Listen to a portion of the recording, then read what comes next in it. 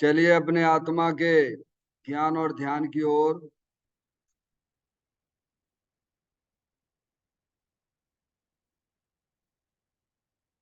अपने चंचल मन को एवं चंचल उपयोग को स्थिर करने के लिए जनवाणी माता के अनुसार अपनी वर्तमान ज्ञान की पर्याय का भेद ज्ञान पूर्वक शरीर शरीर से संबंधित जितने भी चेतन अचेतन पदार्थ हैं उनका मुझ भगवान आत्मा के साथ में किसी भी प्रकार का कोई संबंध नहीं है। इस प्रकार शरीर आदि पर पदार्थों में अपने संबंध की वृत्ति को छोड़ते हुए अंदर में जो अखंड ज्ञान ज्योति स्वरूप भगवान आत्मा है उसमें ही वर्तमान पर्याय का संबंध जोड़ते हुए कि मेरा यह भगवान आत्मा सदा काल शरीर आदि पर पदार्थों से भिन्न एकमात्र अखंड ज्ञान ज्योति स्वरूप है। ऐसा अपने आप को जानो और ऐसा ही अनुभव करो कि वर्तमान में ही मेरा यह भगवान आत्मा शरीर आदि पर पदार्थों से भिन्न प्रकट अखंड ज्ञान ज्योति स्वरूप ही है।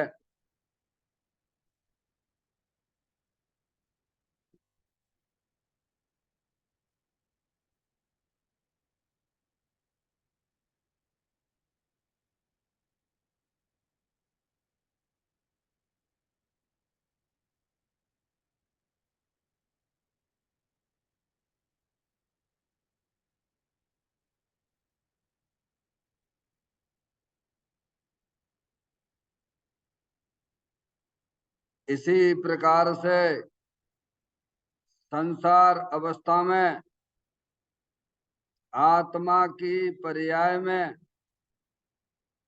जो पुण्य पाप के परिणाम दिखाई देते हैं वे समस्त परिणाम परद्रव्यों के लक्ष्य से होने वाले भाव हैं। वे हमारे आत्मा का स्वभाव नहीं है। ऐसे समस्त रागादिक परिणामों में एकत्व बुद्धि, ममत्व बुद्धि, कर्तृत्व बुद्धि, भोक्तत्व बुद्धि तथा उन रागादिक परिणामों की ज्ञाता बुद्धि को भी छोड़ते हुए अंदर में जो अखंड ज्ञान ज्योति स्वरूप भगवान आत्मा है जो कि पूर्ण निराकुलता वाला है, सुख शांति के भंडार स्वरूप है, ऐसे गायक प्रभु परमात्मा में शरीर रागादिक का लक्ष्य छोड़ के मैं तो तीनों काल पूर्ण निराकुलता स्वरूप भगवान आत्मा हूँ, ऐसा अपने आप को जानो और ऐसा ही अनुभव करो कि वर्तमान में ही मेरा यह भगवान आत्मा शरीर रागादिक से भिन्न पूर्ण निराकुलता वाला है, पूर्ण सुख शांति के भंडार स्वरूप है।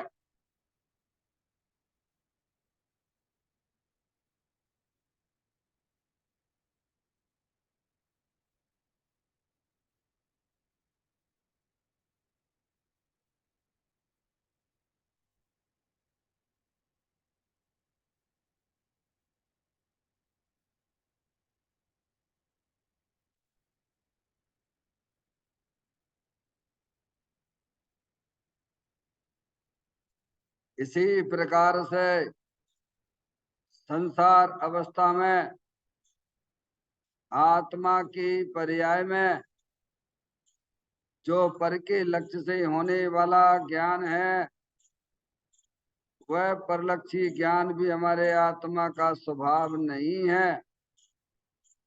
वह तो इंद्रिय जनित ज्ञान है। इस प्रकार शरीर, रागादिक और खंड खंड ज्ञान की पर्यायों से भी भिन्न मैं तो एकमात्र अखंड ज्ञान ज्योति स्वरूप भगवान आत्मा हूँ, ऐसा अपने आप को जानो और ऐसा ही अनुभव करो कि वर्तमान में ही मेरा यह भगवान आत्मा शरीर, रागादिक और परलक्षी ज्ञान की पर्यायों से भी भिन्न एकमात्र अखंड ज्ञान ज्योति स्वरूप है।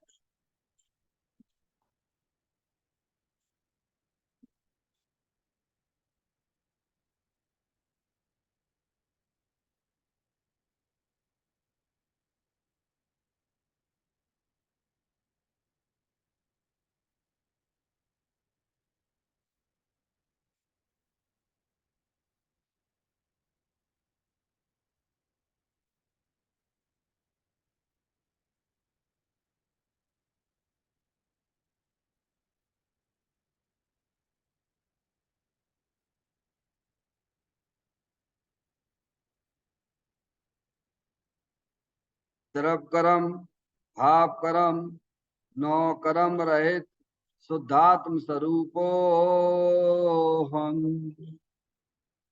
मेरा ये भगवान आत्मा सदा काल शरीरादिक नौ कर्मों से भिन्न है। मेरा ये भगवान आत्मा सदा काल ज्ञानावरणादि 8 कर्मों से भी भिन्न है। मेरा ये भगवान आत्मा सदा काल मोह राग देश भाव कर्मों से भी भिन्न है। इस प्रकार द्रव कर्म, भाव कर्म, नौ कर्म तीनों कर्मों से रहित मैं तो एकमात्र परम पवित्र शुद्धात्म स्वरूप हूँ, ऐसा अपने आप को जानो और ऐसा ही अनुभव करो कि वर्तमान में ही मेरा यह भगवान आत्मा तीनों प्रकार के कर्मों से रहित एकमात्र परम पवित्र शुद्धात्म स्वरूप है।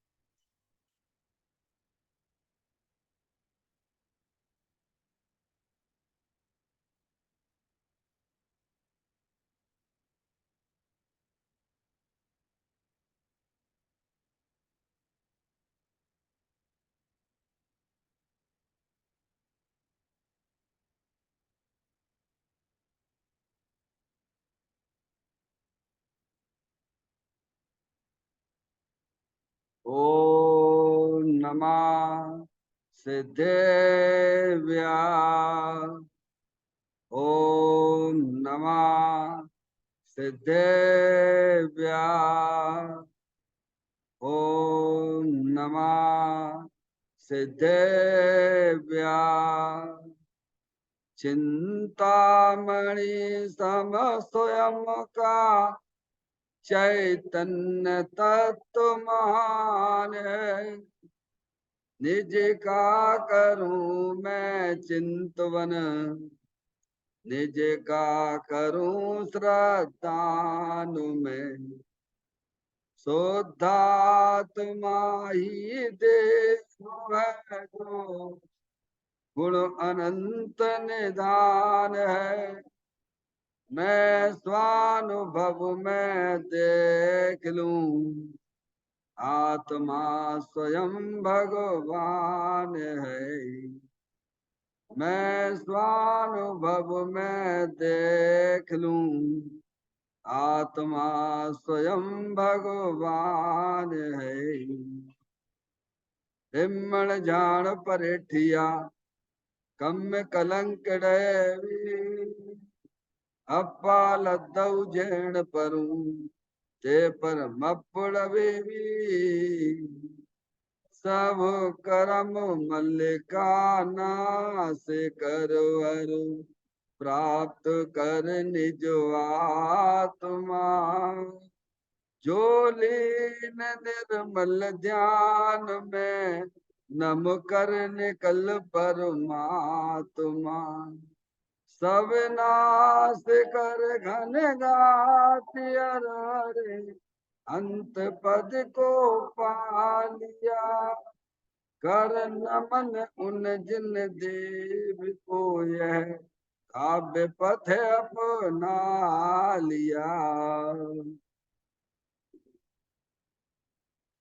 श्री योगसार जी नामक परम आध्यात्मिक ग्रंथ स्वाध्याय हेतु में विराजमान है। आज से 1400 वर्ष पहले इस महान पवित्र ग्रंथ की रचना दिगंबर संत योगेंद्र महाराज जी हुए हैं। उन्होंने इस महान पवित्र ग्रंथ की रचना की और उन्होंने इस ग्रंथ का नाम योग सार जी रखा। योग सार जी का सीधा सा अर्थ है मुक्ति के मार्ग में योग का मतलब जोड़ होता है। किसका किसके साथ में जोड़ करना? तो अरिहंत परमात्मा कहते हैं कि अपनी वर्तमान सुत ज्ञान की पर्याय का अंदर में जो अपना त्रिकालिक ध्रुव भगवान आत्मा जो सदा काल द्रव कर्म भाव कर्म नौ कर्म से रहित अखंड ज्ञान ज्योति स्वरूप है, ऐसे ज्ञायक प्रभु परमात्मा के साथ में अपनी वर्तमान सुत ज्ञान की पर्याय का संबंध जोड़ने का नाम योग है, जिसे शास्त्रीय भाषा में सम्यक दर्शन सम्यक ज्ञान कहते हैं। और उस चैतन्य भगवान आत्मा में ही अपनी वर्तमान पर्याय को मग्न कराना उसे सार कहते हैं। यानी सम्यक दर्शन सम्यक ज्ञान सम्यक चारित्र क्या हो गया? योग सार हो गया, जो अपने आत्मा के आश्रय से प्रकट होता है। इसे यहाँ योग सार कहते हैं। योग सार ग्रंथ के माध्यम से हम और आप यहाँ पर 38वें नंबर की गाथा का स्वाध्याय चल रहा है, जिसमें दिगंबर संत हमें यही समझाना चाहते हैं कि जीव अजीव के भेद को जानो। क्यों जानो? क्योंकि जब तक इन भेदों को अपन नहीं जानेंगे, इनका परिचय नहीं होगा, तब तक हमारा आत्मा जन्म मरण ही करता रहेगा। अनादिकाल से जन्म मरण के फंदे में पड़ा हुआ है ना। काय के कारण से? अज्ञानता के कारण से। वस्तु स्वरूप को ये जानता ही नहीं है कि जीव क्या वस्तु है, अजीब क्या वस्तु है। इसको ज्ञान ही नहीं अनादि से। इसीलिए इसके आत्मा की पर्याय में जो दुख चल रहा है वो जीव अजीब के भेद को नहीं जानने से ही चल रहा है। तो दुख कैसे दूर होगा? तो जीव अजीब के भेद को पहचानो। है तो आपकी पर्याय में दुख रूपी पर्याय चली जाएगी और अतीन्द्रिय आनंद वाली पर्याय मोक्ष मार्ग जैसी पर्याय प्रकट हो जाएंगी और आत्मा जन्म मरण के फंदे से निकल जाएगा और सिद्धालय में जाके अनंत आनंद का वेदन करेगा। इसीलिए जीव अजीब के वेदों को जानना हमारे लिए बहुत जरूरी है। देखिएगा, गाथा का पाठ करते हैं। जो जीव और अजीब के गुण भेद को पहचानता है, वही ज्ञानी जीव वही मोक्ष का कारण कहा। क्या कहा? हे योगी, योगियों ने कहा है। योगियों में योगियों के भी योगी वे अरिहंत परमात्मा है। समझ में आए? उन्होंने ये बात कही है। क्या कहा? जो कोई जीव और अजीब का भेद जानता है, उसी ने मोक्ष मार्ग जाना है, ऐसा कहा गया। अरिहंत भगवान की दिव्य ध्वनि में आया है। समझ में आए कि जीव क्या है, जीव के गुण क्या हैं, जीव की पर्याय क्या है, अजीब क्या है, अजीब के गुण क्या है, अजीब की पर्याय क्या है। ऐसे जो भेदों को जानता है वह जीव अल्पकाल में ही मुक्ति को प्राप्त हो जाता है। वह सब रहस्य खुल गया। समझ में आया क्या भैया? और क्या है? संसार में अज्ञानता चली आ रही है अनादिकाल से कि यह जानता ही नहीं कि जीव क्या वस्तु है, अजीब क्या वस्तु है। समझे आप? जब रहस्य खुल गया, भ्रम जनित दुख का उपाय तो भ्रम दूर करना है। ऐसा पंडित टोडरमल जी साहब ने मोक्ष मार्ग प्रकाशन में लिखा। भ्रम भ्रम से दुखी हो रहा है। काय से दुखी हो रहा है? अज्ञानता से दुखी हो रहा है। अब ये रहस्य जब उसके ज्ञान में खुल गया, शुद्ध ज्ञान की पर्याय में पकड़ में आ गया है, तो वो आत्मा संसार में कैसे रहेगा? समझ में आया भैया? ज्ञानी है ना, ज्ञानी की पर्याय में वस्तु स्वरूप का सच्चा निर्णय हो चुका है। तो आत्मांग का सार उसने जान लिया है। ये शरीर जो है ये जड़ है। समझ में आया भैया?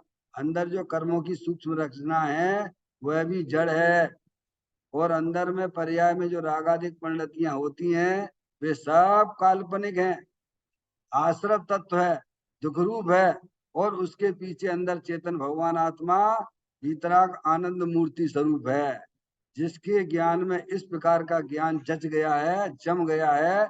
अब वह आत्मा अब संसार में परिभ्रमण नहीं करेगा। समझ में? नहीं तो भैया मनुष्य पर्याय मिली है और ऐसे ही अज्ञान दशा में आए हो और अज्ञान दशा में ही चले जाओगे, फिर क्या करोगे डॉक्टर साहब? फिर क्या करोगे? तिरंज गति की हालत तो आपके सामने दिख रही है। मनुष्य पर्याय में भी देख लिया आप, जैन के अलावा भी क्या स्थिति पड़ रही है।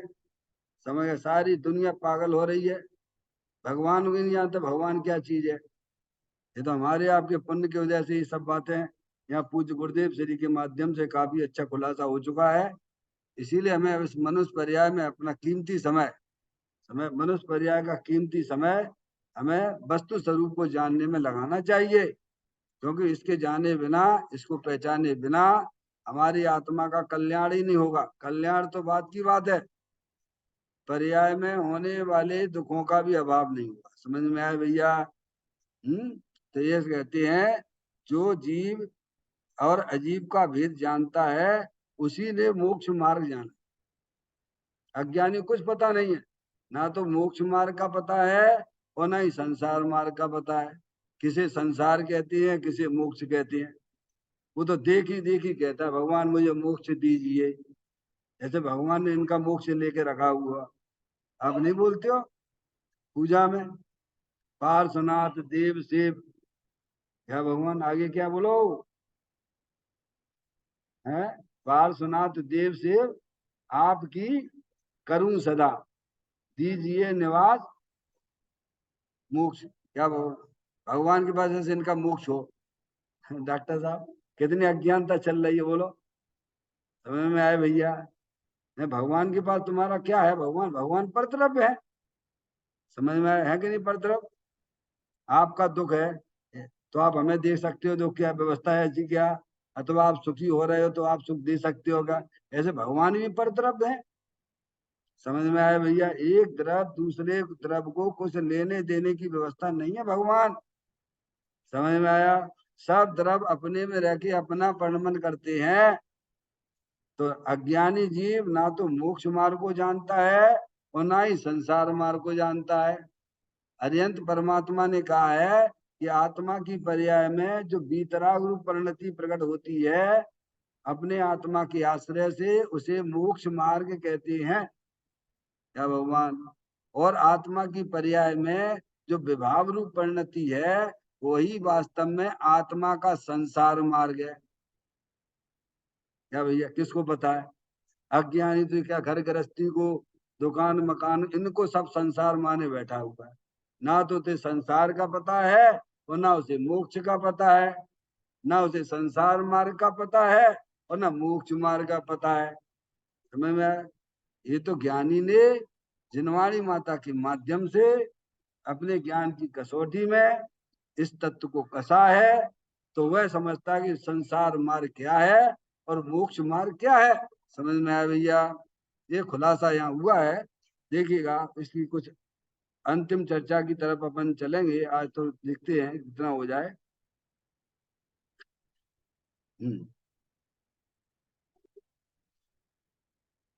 वेद ज्ञान ही ज्ञान है, बाकी बुरो अज्ञान। आत्मा और जड़ भिन्न है ना, यदि ये भिन्न ना हो तो इनके संबंध से बंध और बंध के अभाव रूप मुक्ति की किसी भी प्रकार से सिद्धि नहीं होती, नहीं होगी। इसीलिए दोनों का स्वरूप लक्षण भाव भिन्न है, ऐसा बराबर जाने तो उसे मोक्ष का कारण ऐसे आत्म स्वरूप की श्रद्धा ज्ञान और शांति प्रकट हो, ऐसा भगवान ने कहा है। भैया भगवान है ना, हरियंत परमात्मा ही भगवान है, समझ में आया भैया। बाकी सब काल्पनिक है, समझ में आए। और ऐसे भगवान हमें अपने पुण्य के उदय से मिले हैं, क्या एक अरिहंत परमात्मा ही वास्तव में भगवान है पर्याय में, और द्रव स्वभाव से तो सभी आत्मा भगवान है। डॉक्टर साहब ये कैसा खेल है, द्रव और पर्याय का खेल अगर हमारे ज्ञान में जच गया तो आपको कोई भी पर्याय भगवान बनने से नहीं रोक सकता है, गारंटी देते हैं इस बात की। तो ऐसे पुण्य के वजह से हमें हरिहंत परमात्मा मिले हैं। भिन्न ये बात उनकी दिव्य ध्वनि में आई है। चले आइए समूह शरण में, यही बात है, चलेंगे वहां, यही बात है, मिलेंगे। इसीलिए वहां समूह शरण की कल्पना न करना कि साहब हम जाएंगे साक्षात भगवान की वाणी सुनेंगे तो हम कल्याण कर लें। तुम अनंत बार जा चुके हो, एक बार नहीं अनंत बार जा चुके हो। सब फेलुअर हैं जितने भी आते हैं यहाँ पर, यहाँ संसार में जितने भी जीव हैं अनंत बार फेल हो चुके हैं। क्यों भैया? डॉक्टर साहब सब फेलुअर हैं, ध्यान रखिए आप। ये मत समझिए कि हमने कुछ नया पहले किया था, कोई नया या नहीं किया है। नया तो जब कहलाएगा जब आपकी पर्याय में वीतराग भाव की उत्पत्ति हो, वीतराग दशा की उत्पत्ति हो, सम्यक दर्शन, सम्यक ज्ञान, सम्यक चारित्र वाली पर्याय की उत्पत्ति हो, तो नया कहलाएगा। समझ में आया भैया? तो कहते हैं वेद ज्ञान ही ज्ञान है, बाकी बुरो अज्ञान। वेद ज्ञान यानी वस्तु स्वरूप का सच्चा ज्ञान, वही ज्ञान है। तो हमारी तुम्हारी किताबी जो ज्ञान है ना, वो तो अज्ञान है, वो कोई ज्ञान यान नहीं है। समझ में आया भैया? डॉक्टर साहब सब अज्ञान है, अज्ञान दशा है वो। अपने आप को हम ज्ञानी माने बैठे हैं। शास्त्र का ज्ञान पढ़ने वाला भी अगर वेद ज्ञान की ज्योति नहीं जलाता वो भी अज्ञान में गया है। तो शास्त्र तो पुस्तकों के ज्ञान, लौकिक ज्ञान को क्या कहें हम? समझ में? यहाँ शास्त्रों में तो ऐसा लिखा हुआ है, क्या शास्त्रों में इस प्रकार की बातें लिखी हैं कि जो है, अपने आत्मा को नहीं जानता है वह सब उसका पड़ा हुआ सब अज्ञान दशा में जाएगा। निज आत्मा जाने नहीं और पुण्य ही करता रहा, तो सिद्ध सुख पाता नहीं, संसार में फिरता रहा। क्या आत्मा को नहीं जाना? अभी आने वाली आपके यहाँ गाते आएंगे, शास्त्र ज्ञान ही करता रहा और आत्मा जाना नहीं, ऐसा आने वाला है। अगली गाथाओं में आगे आएगा। 52 की गाथाएं होंगी 52 के आसपास, डॉक्टर साहब। इसीलिए ज्ञान तो वही है सच्चा जिसमें अपने आत्मा की प्रतीति हो, अपने आत्मा का ज्ञान हो, अपने आत्मा का आनंद हो पर्याय में, उसको ही भगवान ने ज्ञान कहा है। शेष सभी अज्ञान है ना, बाकी बुरो अज्ञान। अज्ञान क्यों है, बुरा क्यों है? क्योंकि वो तो संसार में रखड़ पट्टी कराएगा। बाकी बुरा बुरा क्यों कहा है? जो आपको जो ज्ञान संसार में रखड़ पट्टी कराए वो अच्छा ज्ञान कैसे हो सकता है? वो तो बुराई है ना, अज्ञानता का फल तो बुराई है ना, संसार है ना। और एक आत्मज्ञान ही ज्ञान है, शेष सभी अज्ञान। इसी वचन से समझ ले विश्व शांति का मूल एक वीतराग विज्ञान, आत्मज्ञान ही ज्ञान है, शेष सभी अज्ञान। विश्व शांति का मूल है वीतराग विज्ञान। क्या भगवान? इधर आइए, समझिए जो अपने आत्म कल्याण की बातें हैं। यहाँ समय दीजिए आप अपनी मनुष्य पर्या का बेशकीमती समय। ये तो हो गया डॉक्टर साहब, आपने डॉक्टरी की पढ़ाई पढ़ ली, हमने इंजीनियरिंग की पढ़ाई पढ़ ली, ये सीए की पढ़ाई पढ़ ली। समझ में आया भैया? वह सब ज्ञान परलक्षी ज्ञान है, और जो परलक्षी ज्ञान है वह दुख रूप है। क्या कहा? समझ गए? जनवाणी माता का ज्ञान भी परलक्षी ज्ञान है, वह भी वास्तव में एक प्रकार से संसार का ही कारण है। शास्त्र ज्ञान में जो सारभूत वस्तु आई है उसको पर्याय अंदर शुद्ध ज्ञान की पर्याय जब तक ग्रहण नहीं करती है, बाकी सब जो अज्ञानता है। क्या सार निकालो, जन्म तुम्हें से सार निकाल लिए और सार निकाल के अपने चेतन भगवान आत्मा का आश्रय लीजिए। ज्ञान काय के लिए करा? बोलो भैया, शास्त्र पढ़ के तुमने क्या काय के लिए ज्ञान किया? शास्त्र का क्या मतलब है उसका? क्यों? भगवान की पूजा का मतलब क्या है? बोलो, क्या मतलब भगवान की पूजा का? माला पढ़ने का मतलब क्या है? व्रत आदि लेने का मतलब क्या है? बोलो भगवान। सबका मतलब ये है कि अपने चेतन भगवान आत्मा का आनंद लूटना। समझ में आया भैया? और ये काम नहीं किया तो है जैसे आए थे वैसे ही लुढ़कते लुढ़कते दूसरी गति में पहुंच गए तुम। है, समझ में आया भैया?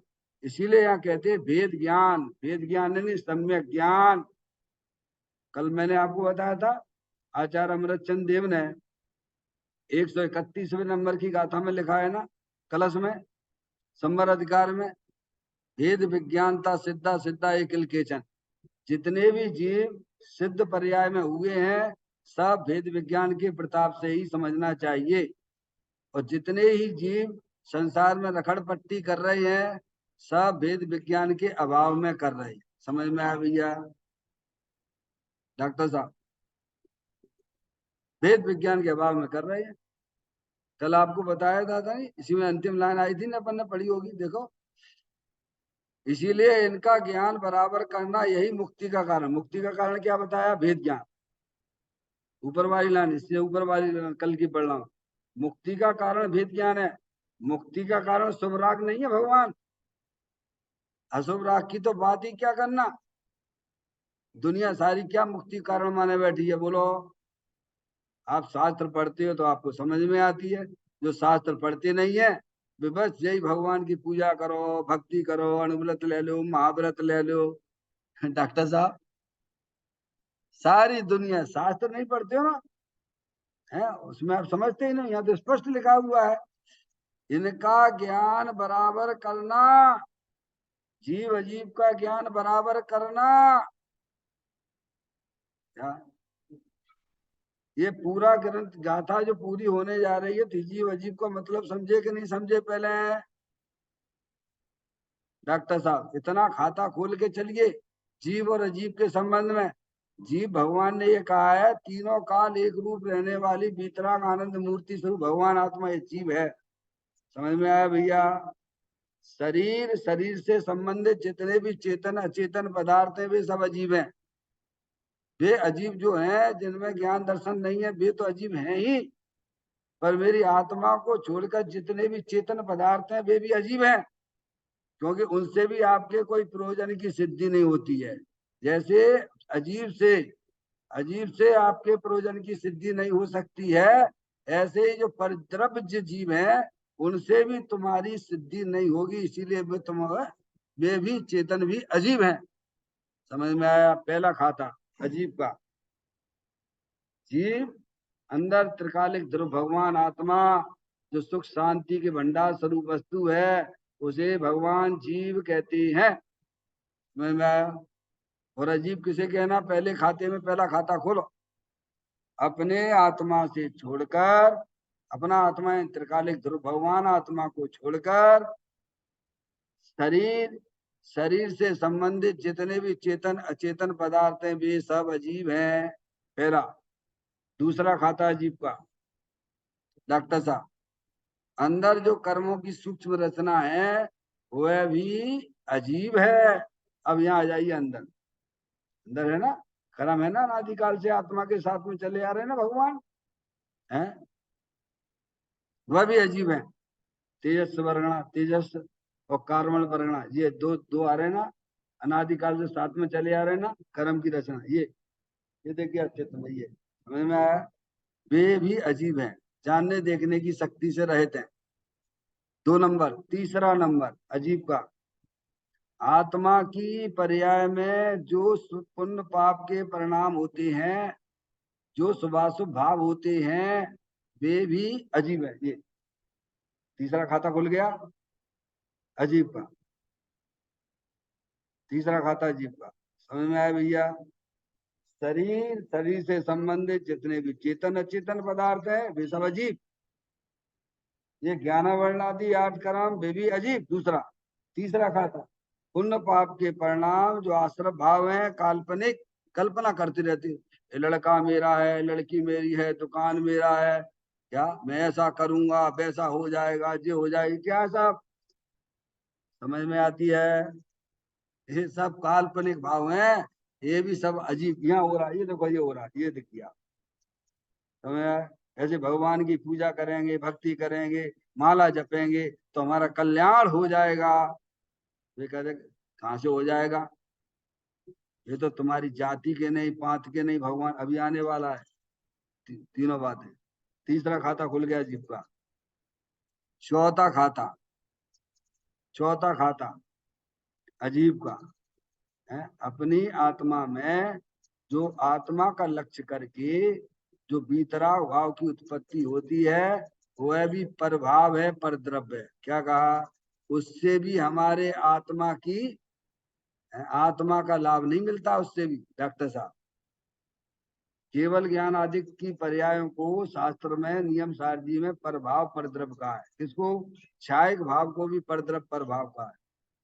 इसमें भी बताया, आपको समझाया था गुरुदेव श्री ने। इतना ज्ञान पक्का कर दिया। ये हो गए 4 राजीव हो गए।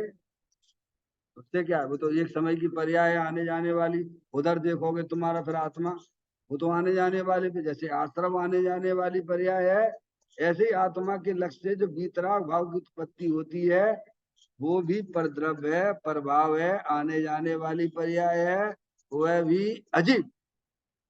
उससे हमारे क्या प्रयोजन की सिद्धि होगी? भगवान अंदर चले गए और अंदर जाइए थोड़ा सा, जो जानन जानन एक समय की पर्याय पर्याय हो रही है वह एक समय की होने से जानने वाली पर्याय भी अजीब। डॉक्टर साहब अब चले जाइए अंदर, भगवान आत्मा भीतराग आनंद मूर्ति स्वरूप है, वहां अपनी दृष्टि लगाई, उससे अपने प्रयोजन की सिद्धि होती है। किससे होती है?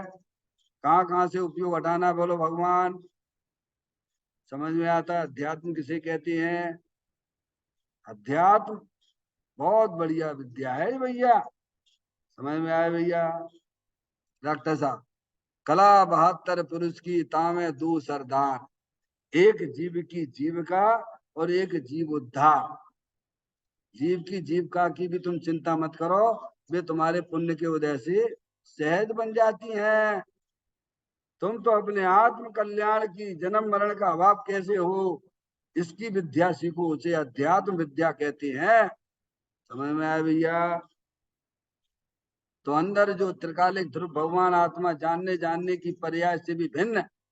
तब ये आपसे पूछा जाइए जो लाइट आ रही है, लाइट कहाँ से आ रही है? बताओ भैया। तो कहाँ अपना उपयोग ले जाना है? इससे भी हटाओ डॉक्टर साहब, ये प्रकाश से भी हटा के उधर चले आओ। कहाँ? जहां से ये प्रकाश आ रहा है, power house, electric power house, वहां पे आपको अपने उपयोग को ले जाना है। ऐसे ही जानन जानन जानन वाली एक समय की पर्याय है, उस पर्याय से भी हटकर क्या कहा? निशाना कहाँ लगाना? अर्जुन निशाना कहाँ लगाता है? बोलो, अर्जुन ने निशाना कैसे लगाया डॉक्टर साहब? जिससे हमारे प्रयोजन की सिद्धि होती है वह अपना चेतन भगवान आत्मा स्थायी वस्तु है, अंदर विराजमान अतीन्द्रिय आनंद स्वरूप, जिसे आचार्य अमृत चंद देव ने खूब कलशों के अंदर भरपूर माल भर दिया है। सुख शांत रस से लबालब है, ज्ञान सागर आत्मा, बेभ्रम की चादर हटा, सर्वांग पर घटे आत्मा।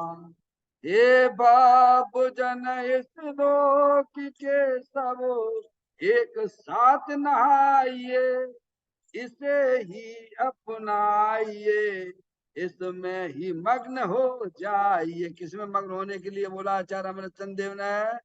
अंदर जो त्रिकालिक ध्रुव भगवान आत्मा जो सुख शांति के भंडार स्वरूप स्थायी वस्तु है, इसे अपनाइए और इसमें ही मग्न हो जाइए।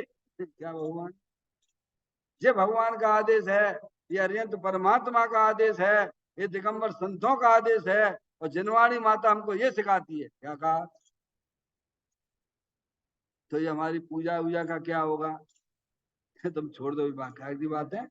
ये पूजा वूजा के भाव ज्ञानी जीवों को भी आते हैं, पर उन्हें भी हे रूप से जानते हैं। इससे हमारे कोई प्रयोजन की सिद्धि नहीं होती है। हमारे प्रयोजन की सिद्धि तो अंतरकालिक ध्रुव भगवान आत्मा जो अनंत शक्तियों के भंडार स्वरूप वस्तु है, उसके साथ संबंध जोड़ने से होती है। एक बार जोड़ के तो देखो, भगवान अनादिकाल से अनंत काल हो गया, तुमने भगवान की बात को स्वीकार नहीं किया। भगवान कह रहे अंदर त्रिकालिक ध्रुव भगवान आत्मा अनंत शक्तियों के भंडार स्वरूप वस्तु है, उसे पर्याय स्वीकार करे और नहीं करेगी। डॉक्टर साहब, लॉ की पढ़ाई से क्या होने वाला भगवान, समझ। जैसे भी बहुत से इंजीनियर डॉक्टर हैं, कर लिया ऐसे बैठे थे, खाली बैठी रहती है। बोलो, समझ में आया भैया? सब पुण्य की आदि है। तुम्हें पाप पुण्य के नाटक अलग चल रहे हैं। भगवान ये कहते हैं अंदर तुम्हें अगर अपना कल्याण करना है, प्रयोजन की सिद्धि करनी है, तो अंदर भगवान आत्मा ज्ञानानंद मूर्ति स्वरूप है, सुख शांति के भंडार स्वरूप है। तुम अपने ज्ञान की परिवर्तन अंदर चेतन भगवान आत्मा की तरफ करो, उसकी दृष्टि करो, उस रूप अपने आप का अनुभव करो।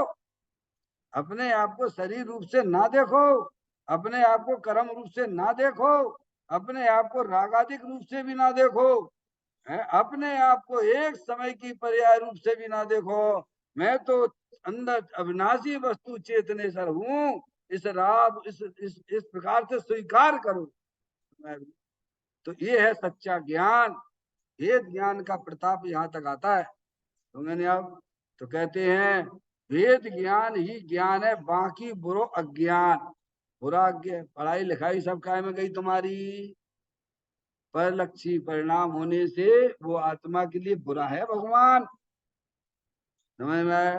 और जिसमें अपने प्रयोजन की सिद्धि होती है तत्काल अतीन्द्रिय आनंद मिलता है। जब ही जिए आत्म जाने, तब ही जिए शिव सुख ठाने। सिद्ध भगवान जैसा आनंद मिलने लगता है। यहाँ अरिहंत परमात्मा की तरफ देखो तो तुम्हें आनंद ना मिलेगा। अंदर अपना अरिहंत परमात्मा अनादि अनंत रेडीमेड तैयार है, उसकी तरफ देखोगे तो तत्काल तुम्हारी पर्याय में आनंद आ जाएगा। स्थायी वस्तु पकड़ाई है अरिहंत परमात्मा ने हमें, अब उसका साथ छोड़ने लायक है क्या? अरे इनका क्या साथ बनाना, संसारी जीवों का क्या साथ करना। समझ में आया भैया? अपना तो एक ही साथी है, अपना चेतनेश्वर भगवान आत्मा। वही देव है, वही गुरु है, वही शास्त्र है, और वही चलता फिरता तीर्थ है भगवान। तो कहते हैं वेद ज्ञान ही ज्ञान है, बाकी बुरो अज्ञान। कहते हैं, अब कहते हैं आत्मा और जड़ भिन्न है ना। इंट्रोगेटिव किया, क्या किया है? क्या किया? इंट्रोगेटिव किया है, नहीं है कि नहीं है? वे पूछ रहे हैं कि नहीं है? क्या कह रहे? आत्मा और जड़ भिन्न है कि नहीं है? तुम्हें समझ में आती कि नहीं आती है, ऐसा पूछ रहे। वो लगा इंट्रोगेटिव करके। कौन कहेगा?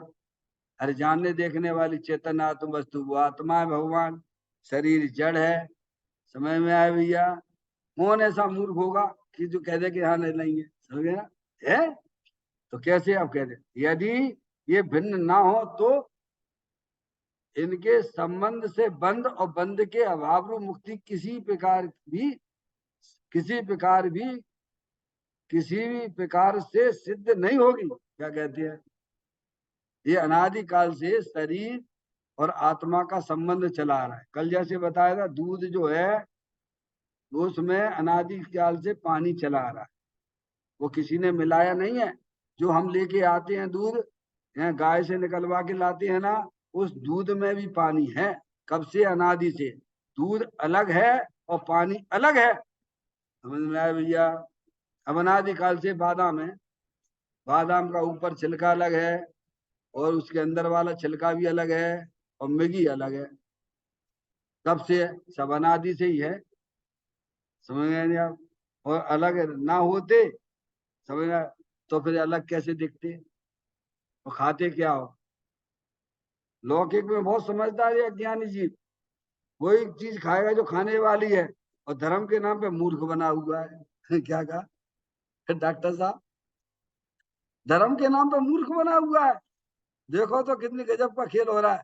लौकिक में सभी अज्ञानी जीव समझदार, जो खाने वाली चीजें उसी को खाते हैं, उसी का सेवन करते हैं, और धर्म के नाम पे मूर्ख है। अरे भगवान कहते धर्म के नाम पे अंदर धर्मी है ना भगवान आत्मा, उसका सेवन क्यों नहीं करते हो? क्या कहा? बोलो मूर्खता चल रही कि नहीं चल रही पर्याय में? है, अपनी मूर्खता तो पहचानो भगवान। भगवान क्या कह रहे हैं? तुम ऐसे बैठ जाओ चुपचाप, हे जी माँ चिट्ठे माँ जंपे, अंदर अपने चेतन भगवान आत्मा को निहारो। क्या? बिन याचे बिन चिंत वे धर्म सकल सुख देन। धर्म किसे कहा है? धर्म करने के लिए ना तो किसी के सामने याचना करना पड़ती है, ना चिंतवन करना पड़ता है, ये सब बाहर की चीजें हैं। धर्म करने के लिए तो अपनी पर्याय शुद्ध ज्ञान की पर्याय अंदर अविनाशी वस्तु के साथ जो संबंध जोड़ती है, उसे भगवान धर्म कहते हैं। समझ में आया भैया? तो कहते यदि ये भिन्न ना हो तो इनके संबंध से बंद, बंद भी है क्या नहीं है? तो बंद चला रहा है संबंध, इनके संबंध से बंद, और बंद के अभाव रूप मुक्ति। समझ आया? कल के एक छंद बोला था ना मैंने, पंडित टोडरमल जी साहब का, जब ये सम्यक ज्ञान चंद का पूरी होने के बाद एक छंद लिखते हैं ना, वो तो भूल ही गए, अपना नाम पता सब भूल गए वे, और बोलने लग गए मैं हूँ जीव द्रव्य नित्य चेतना स्वरूप मेरो, लगो है अनादि से करम कलंक मल को, ताई को निमित्त पाए रागादि भाव भय है, भयो है शरीर को मिलाप जैसे खल को। क्या हुआ डॉक्टर साहब? कहते मैं हूँ जीव द्रव्य नित्य चेतना स्वरूप मेरा, मेरा स्वरूप क्या है? इतनी पर्याय में गाढ़ता हो गई, आपके समय सार में उसमें नहीं आता। ध्यानाभिष्ट और क्रोधाभिष्ट डॉक्टर साहब, ध्यानाभिष्ट क्रोधाभिष्ट आता है समय सार जी में। ऐसा ध्यान लगाने का, मैं हूँ भैंसा हूँ, भैंसे का मेरे सींग लंबे लंबे हैं। क्या ऐसा? ऐसा विचारों पे चढ़ गया। कैसा चढ़ गया? मैं, मेरे लंबे लंबे सींग हैं, मैं भैंसा हूँ, मेरे लंबे लंबे गगन चुंबी सींग हैं, और ऐसा बारंबार बारंबार चिंतन करके, और उसे ऐसी प्रतीति होने लगी कि भाई साहब इस दरवाजे में से मैं कैसे निकलूंगा, इस दरवाजे में से मैं कैसे निकलूं, मेरे को गगन चुंबी सी है। तो ध्यानाभिष्ट, समझ गया? क्रोधाभिष्ट, समझ गया? ऐसे ही जब बारंबार चिंतन करोगे, विचार करोगे, तो पंडित जी साहब का ऐसा उपयोग रम गया, वे भूले गए कि मैं मनुष्य हूँ, मैं स्त्री हूँ क्या क्या, मैं श्रावक हूँ, मैं मुनि हूँ, सब भूल जाता है व्यक्ति। आत्मा की लगन में सब भूल जाता है। समझ गया भैया? तो कहते हैं मैं हूँ जीव द्रव्य नित्य चेतना स्वरूप मेरो, लगो है अनादि से कलंक करम मल को। काय को? अनादि से करम कलंक मल के लगे हुए हैं। ताई को निमित्त पाए, डॉक्टर साहब ऐसी संसार चल रहा है, ताई को निमित्त पाए, ये अंदर रागादि पढ़ना दिया है ना, ताई को निमित्त पाए रागादि भाव भय है, निमित्त पाए है कर्म के निमित्त, कर्म के निमित्त से रागादि, ये व्यवहार का कथन है। क्या कहा? कर्म राग नहीं कराते, ध्यान रखना, कर्म राग नहीं कराते, ये स्वयं अज्ञानता से राग करता है तो कर्म बन जाते हैं। तो आरोप आ गया कर्म के ऊपर, किसके ऊपर आ गया? आप डॉक्टर साहब, मैं पूछूं आज लेट क्यों आए, तो आपने कह दिया भाई साहब उन्होंने रोक लिया था। तो रोकने वाले तो और भी दो तीन मिले थे, वहां क्यों नहीं रुके थे आप? तो आरोप किस पे आ गया? आपकी इच्छा है, आप सुनी अनसुनी करके निकल जाइए चुपचाप, आप रुक गए इसीलिए पे आरोप आ गया। तो कर्म पे आरोप इसी प्रकार से आया। समझ में आया? आप अपने चेतन भगवान आत्मा को जानते नहीं हो, उसकी दृष्टि नहीं करते, तो कर्म, कर्म विचारे कौन भूल मेरी अधिकार, अग्न सह घनघात लोह की संगति पाए। पर ये अनादिकाल से अज्ञान दशा में चल रहा है ना हमारे साथ में, रेड जैसा। क्या? द्रव कर्म से भाव कर्म, भाव कर्म से द्रव कर्म, द्रव कर्म से भाव कर्म, भाव कर्म से द्रव कर्म, किनके हैं? अज्ञानियों के हैं। समझ में आया भैया? ये सब अज्ञानता की निशानी है। निमित्त निमित्तिक संबंध सब अज्ञानता की निशानी में बनती है। और यह अगर आपकी दृष्टि हो तो कर्म थर थर कांपती है। क्या है? कर्म तो स्वयं में भी छूटने लग जाते हैं, अक्रम रूप हो जाते हैं। जैसे ही आपने स्वभाव की तरफ आपकी दृष्टि गई, स्वभाव रूप परिवर्तन किया, तो सब कर्म खलास हो जाते हैं। डॉक्टर साहब देखो नहीं आपने, उसी भव से चले गए ना, गौतम गढ़धर है, उसी भव से ही गए ना। 30 साल भगवान की दिव्य ध्वनि सुनी और वे नमो अरिहंताणम नमो सिद्धाणम में चले गए। समझ में आया भैया? ऐसे आत्मा के स्वभाव की दृष्टि बहुत उपयोगी है। समझ? तो कहते हैं इनके संबंध से बंध और बंध के अभाव रूप मुक्ति है। देखो भगवान सिद्ध परमात्मा है, ये अज्ञान दशा में बंधन की लहर चलती है। समझ गया? द्रव कर्म से भाव कर्म से द्रव। अभी भाव कर्म को अगर हटाना है, द्रव कर्म रूप कर्म नहीं मानना है, तो अपने स्वभाव का लक्ष्य करो। फायदे फायदे है, अपने आत्मा की दृष्टि करने में फायदा है। क्या कहा? क्यों? जो पूर्व में कर्म बंधे थे वे कर्म अक्रम रूप होएगा तुम्हारे। बोलो कितना बढ़िया काम हुआ। और जो पर्याय में अनादिकाल से दुख रूपी पर्याय काल्पनिक चली आ रही थी, उसका भी अभाव होने लग जाता है भगवान। डॉक्टर साहब, और पर्याय में अतीन्द्रिय आनंद आ जाता है। बोलो भगवान। और अल्प काल में आत्मा अरियंत तो सिद्ध परमात्मा हो जाता है। देखा दृष्टि का कमाल? वरना समझ में आई भैया? प्रयोजन भूत वस्तु अंदर है। तो कहते हैं इनके संबंध से बंध और बंध के अभाव रूप मुक्ति की किसी भी प्रकार से सिद्धि नहीं होगी। समझ गए आप? अनादिकाल से कर्मों का बंधन चला रहा है आत्मा के साथ में, यह बात स्वीकार करिए। और अंदर ही चेतन भगवान का आत्मा अनादिकाल से अक्रम रूप से व्यवस्थित है, व्यवस्था है, भिन्न है। अब देखें आप, इसीलिए दोनों का स्वरूप लक्षण भाव भिन्न है। बहुत माल भरा हुआ है डॉक्टर साहब है। एक एक शब्द के भाव अगर अपन निकालने बैठे हैं तो आपको जल्दी जल्दी कहाँ जल्दी जल्दी पढ़ लोगे, इसके अर्थ निकालो इसके। कहती हैं दोनों के मतलब जीव और अजीब के, दोनों का मतलब जीव और अजीब के, दोनों का स्वरूप अलग है, दोनों के लक्षण अलग हैं, दोनों के भाव भिन्न भिन्न। समझे ना?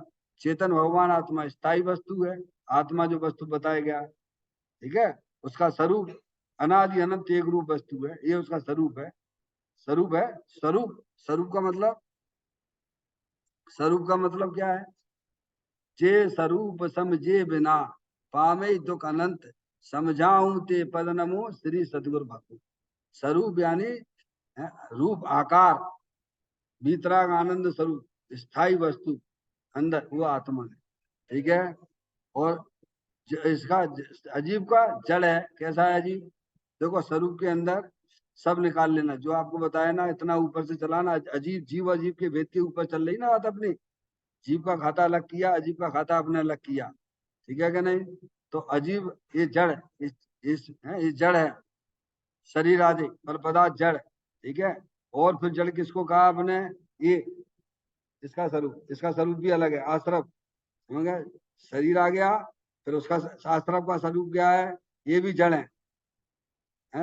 और फिर स्वरूप में एक समय की पर्याय, वह अपन त्रिकालिक ध्रुव भगवान आत्मा। तो अजीब के खाते में आपने क्या क्या लिया था? बोलो, अजीब का खाता क्या खोला था, अजीब का खाता क्या खोला था? वो सारे के स्वरूप के बारे में बात करो, सब लक्षण के बारे में बात करो, सबके भाव बता। डॉक्टर साहब, अब ये पढ़ाई पढ़ाई हमें क्यों नहीं लगती है? कितनी डीपली अपन को पहुंचना है। जीव अजीब के स्वरूप की बात चल रही है। जीव का स्वरूप स्थायी वस्तु है, वितराग आनंद स्वरूप है। समझ में आया भैया? अंदर अरूपी अमूर्तिक प्रदेशों का पुंज, प्रसिद्ध ज्ञानादि गुणों का धारी, अनादि देनर वस्तु वह जीव है। अब इसकी चर्चा अपन थोड़ा कल करेंगे, क्योंकि अब चंचल उपयोग में ये चर्चा हो नहीं पाएगी। अपन इसकी बहुत बढ़िया चर्चा है, आप विचार करना। जीव और अजीब के भेदों की जो चर्चा आई है, उसके स्वरूप जानो, उसका लक्षण जानो, उसके भाव जानो। समझ में आया? तब वो आपके ज्ञान में थोड़ा क्लियर होगा। इसलिए अब इसकी चर्चा अपन कल करेंगे। निज निधि निज मैं बताई, यह अनंत अनंत उपकार है, उसके लिए जिन वाणी माँ को वंदना सतवार है, वंदना सतवार है। 9 बार नमोकार मंत्र का स्मरण